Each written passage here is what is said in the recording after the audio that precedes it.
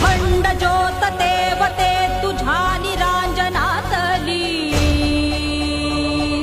अपार भाव भक्तीने तुझीच मूर्त पूजिली।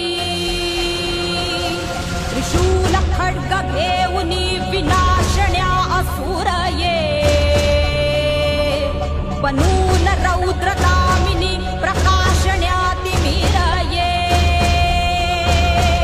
प्रतीक नारी शक्तीचे वैष्णवी महेश्वरी, तुझाच अंश राहू दे सदैव माझ्या अंतरी।